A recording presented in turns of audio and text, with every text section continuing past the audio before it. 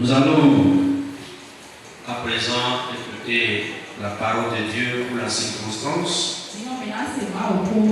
Nous lisons dans Luc chapitre 2. Nous allons commencer par le premier verset. Luc 2. En ce temps-là, parut un édit de César Auguste ordonnant un recensement de toute la terre.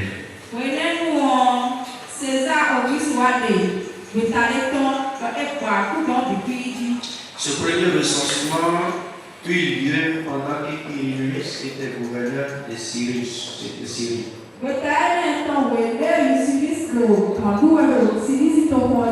Tous allaient se faire inscrire chacun dans sa ville. Joseph aussi monta de la Galilée, de la ville de Nazareth, pour se rendre en Judée, dans la ville de David, appelée Bethléem.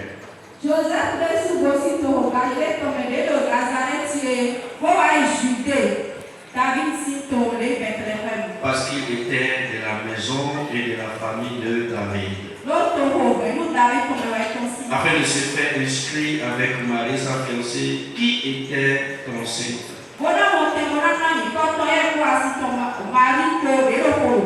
Pendant qu'il était là, le temps où Marie devrait accoucher arriva. Et elle enfanta son fils premier-né. Elle le noya et le coucha dans une crèche parce qu'il n'y avait pas de place pour eux dans l'hôtellerie.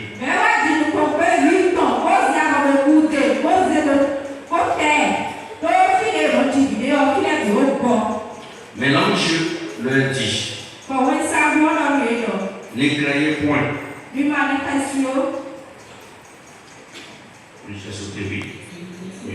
Car je vous annonce une bonne nouvelle qui sera pour tout le peuple le sujet d'une grande joie. C'est qu'aujourd'hui, dans la ville de David, il vous est né un sauveur qui est le Christ, le Seigneur.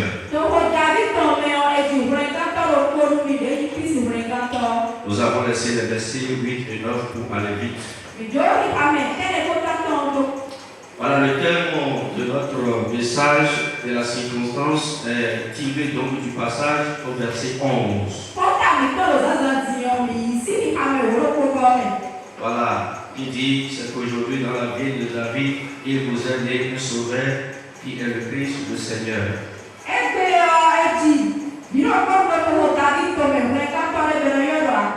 Donc le thème c'est que c'est un sauveur nous est né.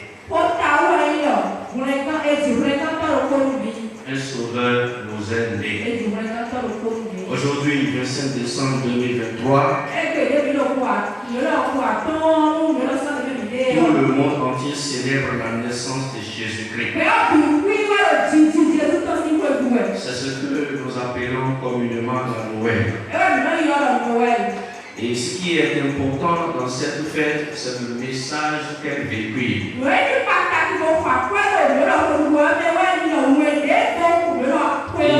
Ce message, c'est la naissance de notre Seigneur et Sauveur Jésus-Christ. Même si les gens manifestent de doute par rapport à la fête, et donc la traite d'une fête païenne, je pense qu'il n'y a point de doute sur le message de cette fête-là.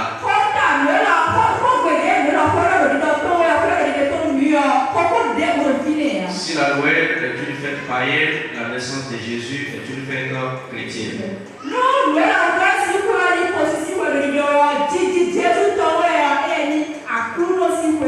Il est simplement sans doute de savoir que Dieu, à un moment donné, s'est inséré dans l'histoire pour redonner place à la naissance de Jésus.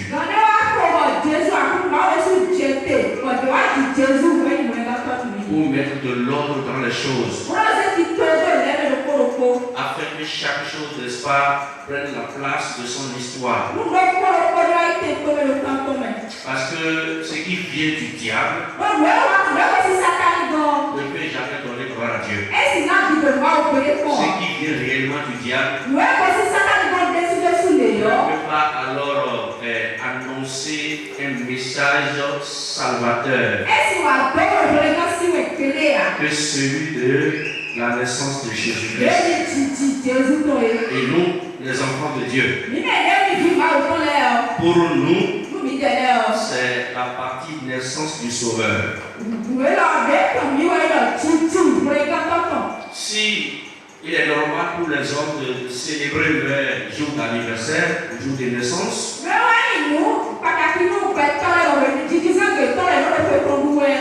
il n'y a rien de grave pour nous de célébrer alors le jour de naissance de notre Seigneur Jésus-Christ.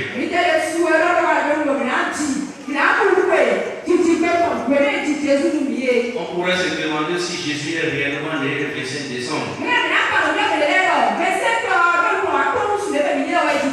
Et là encore n'est pas le problème. Nous savons que certainement il est né à un jour avec le jour de l'année. Encore qu'il y a des gens comme nous qui ne connaissent pas réellement leur vrai jour et qui ont des jugements subjectifs. Un autre jour.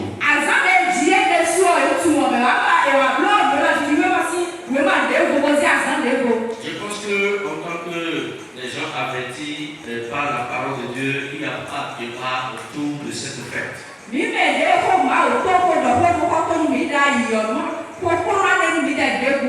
Parce que Dieu est capable d'arracher quelque chose de la vie du diable et d'en faire une bonne chose. Comme il nous avait arraché de la main de l'ennemi et nous a transformés. Un sauveur nous est né.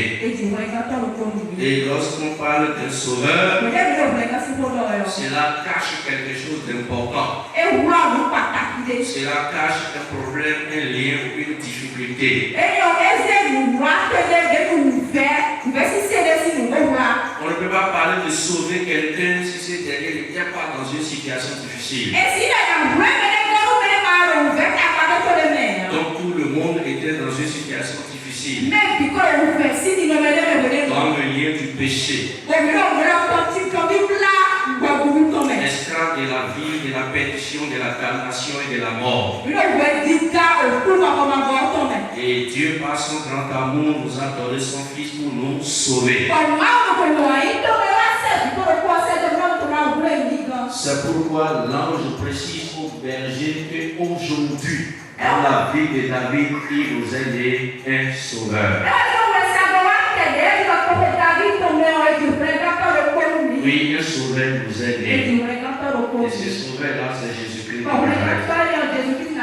Je voudrais m'attarder un peu plus sur les raisons de la naissance de Jésus-Christ. Vous savez, lui ne vient dans ce monde par accident. Très souvent, quand on a eu des grossesses non désirées, que l'enfant naît, on l'appelle Dieu donné, ou on dit souvent qu'on l'a eu par accident parce qu'on ne l'a pas vraiment préparé.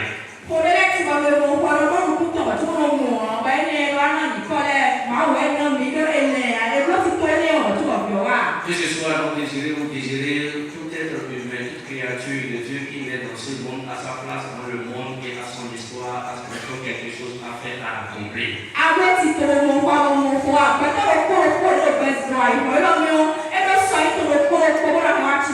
Nul n'est par hasard. Et chacun de nous, donc, à sa place et son importance, de par sa naissance ou sa venue dans ce monde.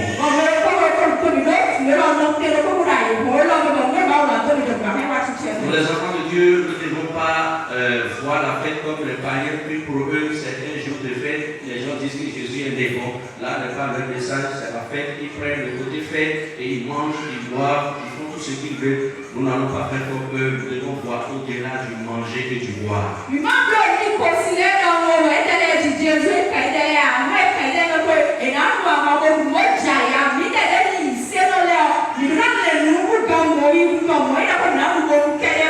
Et voir au-delà de la fête, c'est de nous amener à comprendre les raisons de la naissance de Jésus-Christ. Nous en avons tellement partager quelques-unes avec vous très rapidement. La première raison de la naissance de Jésus, Jésus est né pour écraser la tête du serpent. Jésus est né pour écraser la tête du serpent. Quand le péché a fait son entrée dans ce monde, il y a eu donc séparation entre les hommes et Dieu. Et une guerre s'est déclenchée dès lors. Et donc Dieu, après avoir prononcé ses sentences, il a donc donné une parole prophétique. Dans Genèse 3, verset 15. Je mettrai inimitié entre toi et la femme. Voilà, entre ta postérité et sa postérité. Celle-ci t'écrasera la tête. Et tu lui blesseras le talon. Voilà donc l'annonce du combat entre donc la lumière et les ténèbres, entre Jésus et le diable. L'annonce, je dirais même, de la naissance du Sauveur. Et cette parole est une parole prophétique. Tous les patriarches attendaient l'accomplissement de ces sauveurs-là pour libérer les hommes et d'Israël et le monde de la servitude, de l'esclavage, du péché et de la damnation.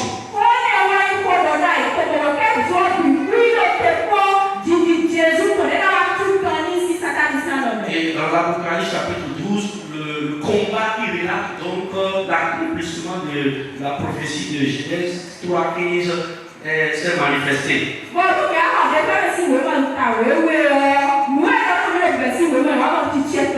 Vous lisez de l'Apocalypse 12, verset 13 à 18, vous allez voir alors la guerre qui a donné donc accomplissement à cette prophétie.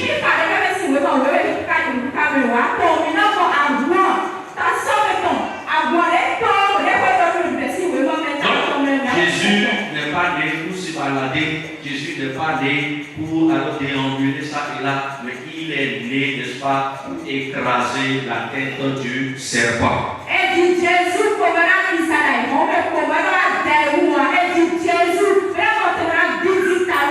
Et la tête du serpent a été écrasée. Et ce serpent dont la tête est écrasée n'a plus de force. Il ne voit plus. Ne peut plus courir. Lorsque la tête d'un serpent est écrasée, il est mort et il reste mort. Mais le diable, la tête du diable ne fonctionne pas. Et quand la tête de quelqu'un ne fonctionne pas, là, il fait des choses bizarres, c'est pourquoi il fait des désordres parce que sa tête là ne fonctionne plus. Elle a été écrasée.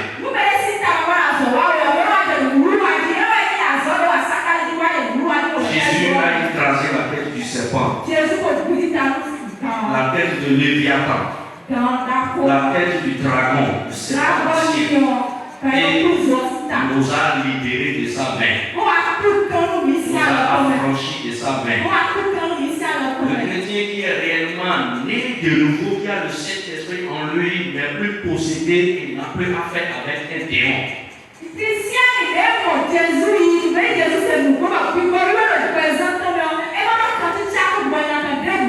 Il peut être influencé, c'est-à-dire agir de l'extérieur.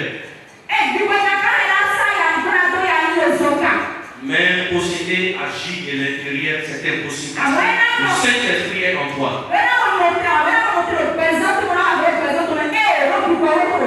Donc nous ne devons plus avoir peur parce que notre ennemi n'a plus la tête qui fonctionne.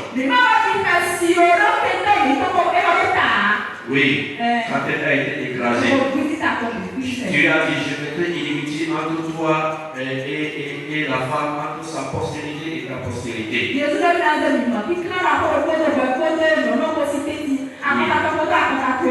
Le péché est entré dans le monde par la femme. Et le sauveur aussi est entré dans le monde par la femme. Waouh, Dieu, il est merveilleux. Il est le Dieu qui repart et restaure les choses. Ouais, dans l'histoire du salut, la femme a une place prépondérante. Et à la résurrection de Jésus-Christ, ce fut donc les femmes qui ont fait le constat et qui ont annoncé cette nouvelle-là.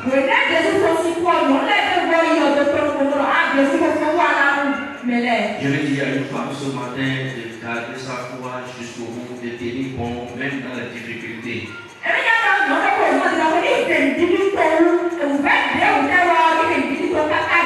Car Jésus a un plan pour toi. Deuxième raison de la naissance de Jésus. Jésus est né pour réconcilier les hommes avec leur Créateur.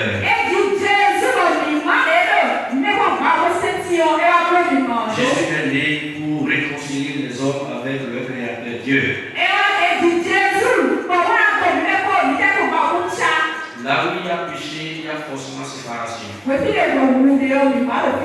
là où il y a séparation, il y a la perte de la présence et de la gloire de Dieu. Et c'est ce qui nous avait fait de nous des esclaves, des perdus. Par la naissance de Jésus. Donc il a réconcilié, réuni tout ce qui était alors dispersé. Et nous avons été réconciliés avec notre Père Céleste, notre Créateur, par la foi en Jésus-Christ. La femme samaritaine, dans sa discussion avec Jésus, disait que les Juifs disaient que c'est seulement sur cette montagne-là qu'on va adorer.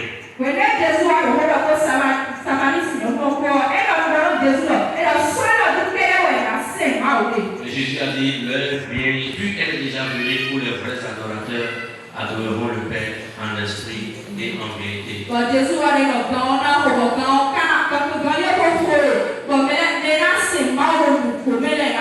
C'est-à-dire qu'on peut adorer Dieu partout dans le monde entier. Et c'est grâce à ce ministère de la réconciliation de toi et moi qui étions du paganisme, traités de païens, incirconcis, jugés, critiqués par les Juifs, nous sommes devenus des concitoyens, des frères, gens de la même maison que les Juifs, les Hébreux, lesquels qui croient bien sûr en Jésus-Christ comme nous. Ça, c'est une œuvre merveilleuse.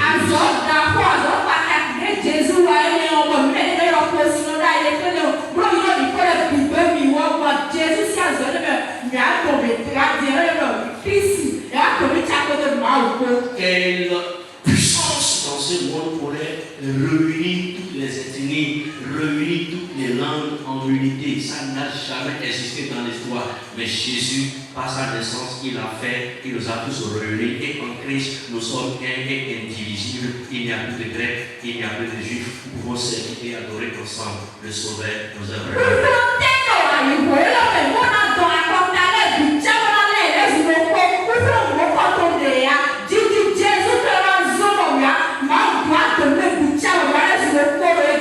Oui, là où la politique divise, Jésus alors réconcilie et réunit.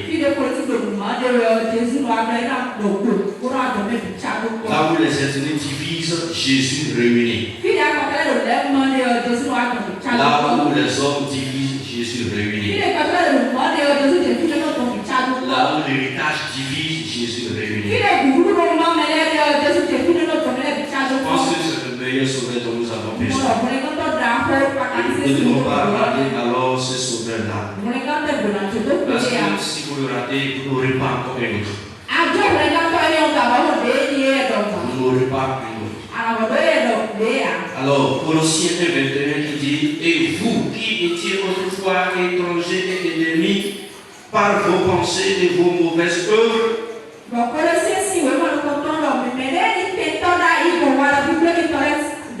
il vous a maintenant réconcilié par sa mort dans le corps de sa chair.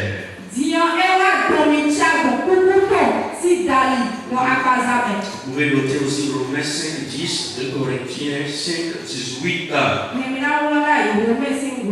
Troisième raison de la naissance de Jésus, Jésus est né pour payer le prix du péché.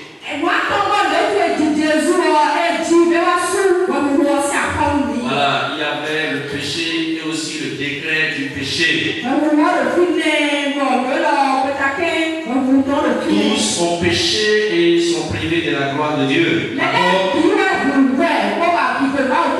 Romains 3, 23. Et le Romains 6, 26, 23 dira maintenant, le salaire du péché, c'est la mort.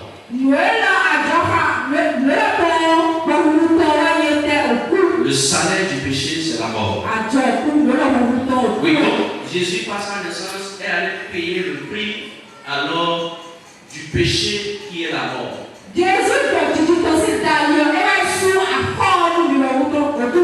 On peut se demander, mais Dieu, il est souverain, il est tout-puissant. Est-ce qu'il n'y a pas un autre moyen par lequel il pourra nous sauver? Il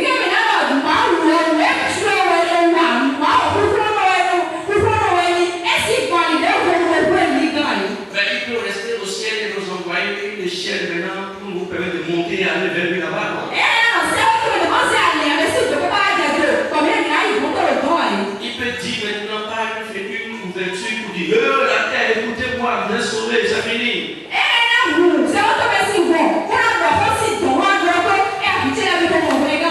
S'il le faisait, il aurait mal agi contre sa parole, c'est-à-dire contre lui-même. Oui, parce que Dieu ne fait pas de compromission, il ne fait pas d'affaires. S'il avait dit que le salaire du péché doit aboutir à la mort, donc il faut l'intervention alors de la mort. Mais si il laissait cette mort frapper tous les hommes, qui aurait gagné? C'est le diable qui aurait gagné. Est-ce que son objectif c'est de voir les hommes tués, exterminés? Donc Dieu, pour ne pas donner la victoire à l'ennemi, a préféré maintenant donner son propre fils maintenant en remplacement à toi et moi. Ce que le diable ne savait pas.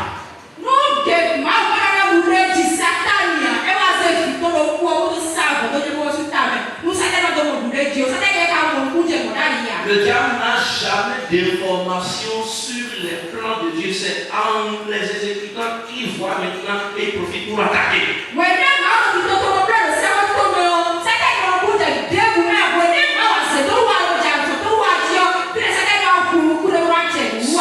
À la naissance de Jésus, il a été attaqué par le diable, persécuté, malmené, chosifié jusqu'à la gloire parce que vraiment les gens ont compris que celui-là, il est venu certainement pour sauver les hommes.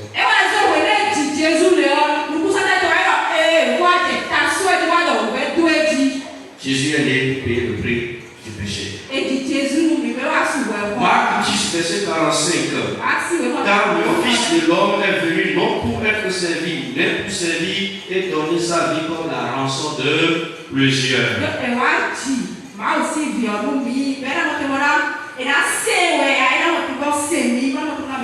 Donc en Jésus-Christ, le péché n'a plus de pouvoir sur nous. Là où la carte de la foi est montrée ou branchée comme ça, le péché ne peut plus empêcher d'entrer dans la vie éternelle.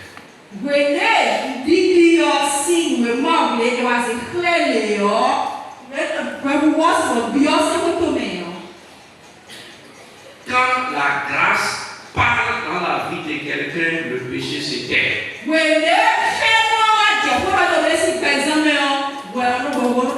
Christ a représenté notre sanctification, notre justification et notre sainteté. Donc Dieu nous regarde à travers Jésus-Christ et nous regardons Dieu à travers Jésus-Christ.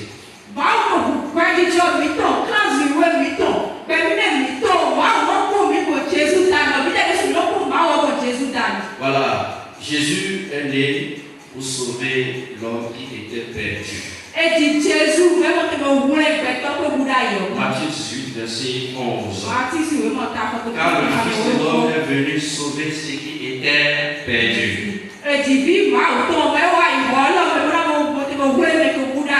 Jésus est né pour nous donner du repos. Oui, c'est quelle raison il est né pour nous donner du repos. Matthieu 11, verset 28. Venez à moi, vous tous qui êtes chargé et je vous donnerai du repos. Oui, c'est en Jésus que nous avons le repos. Fatigué, enlacé, déprimé, découragé, désemparé, désespéré, il y a du repos pour toi en Jésus-Christ.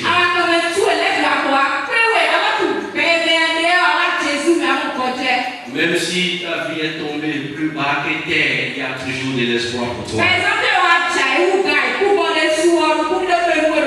Parce que le repos se trouve en Jésus-Christ. Et ton âme a déjà le repos. Ton corps a déjà le repos. Je prie que le repos alors te localise dans tous les autres domaines au nom de Jésus. Le repos donc c'est l'affranchissement, c'est la liberté, c'est la paix, c'est la jouissance, c'est la satisfaction. Et la vie éternelle en Jésus. Sixième raison, Jésus est né pour nous tracer le chemin de la vie éternelle. Jean 14, verset 6. Jésus lui dit, je suis le chemin, la vérité et la vie. Nul ne vient au Père que par moi. Oui, le chemin de la vie éternelle nous est tracé. Nul ne peut aller au ciel par avion, par bateau, par moto, par véhicule, par le train, non.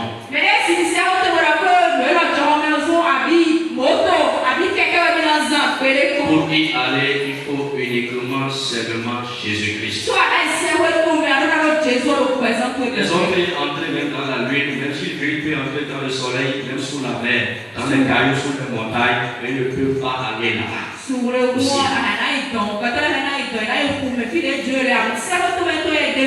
Cette découverte-là, c'est nous qui avons fait ça. Par le chemin Jésus. Et pour finir, septième raison de la naissance de Jésus. Jésus est né pour donner naissance à la vie. Jésus est né pour donner naissance à la vie.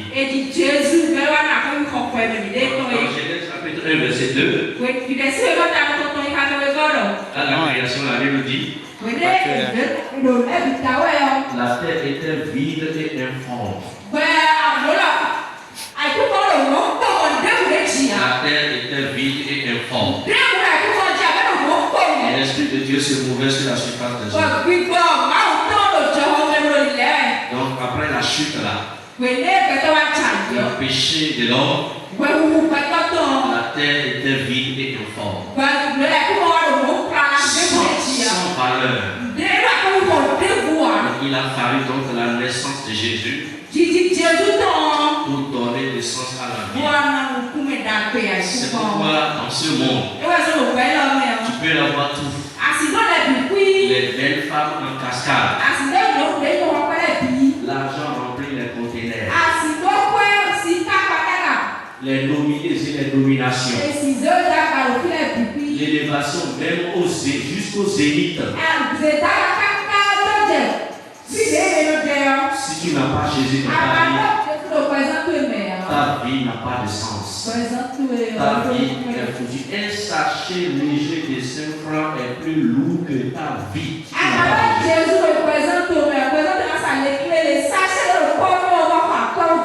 Pourquoi Salomon a dit vanité de vanité, tout est vanité sans Jésus bien sûr. Voilà, et si tu as Jésus, tu n'es plus dans la vanité, mais tu es plutôt dans l'éternité. Bien-aimé, Jésus est pour donner naissance à la vie. Et dans Jean 15, verset 5, il dit, je suis le seul, vous êtes les savants.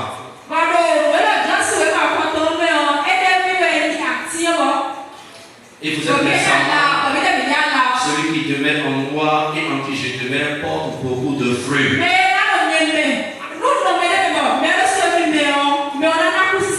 Et la partie me dit, car sans moi, vous ne pouvez rien faire. Jésus, nous ne sommes rien. Si sans Jésus, nous ne sommes rien, cela veut dire qu'avec Jésus, nous sommes tout.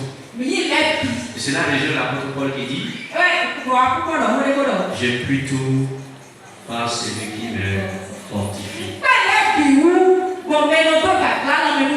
Je vais te dire ce matin, avec Jésus, tu peux tout. Avec Jésus, tu feras des espoirs. Avec Jésus, il y a de l'espoir pour toi. Avec Jésus, ta vie est assurée. Ton avenir est assuré. Ton salut est assuré. Ton éternité est assurée. Avec Jésus, tu t'en sortiras. Tu pourras à tes besoins. Il te secourra. Il te donnera le nécessaire. Il veillera sur ta vie. C'est le meilleur père, le meilleur ami, le meilleur compagnon, le meilleur sauveur. Un sauveur nous aide. Celui-là, c'est Jésus-Christ de Nazareth. Vous êtes bénis au nom de Jésus. Que la grâce et la paix de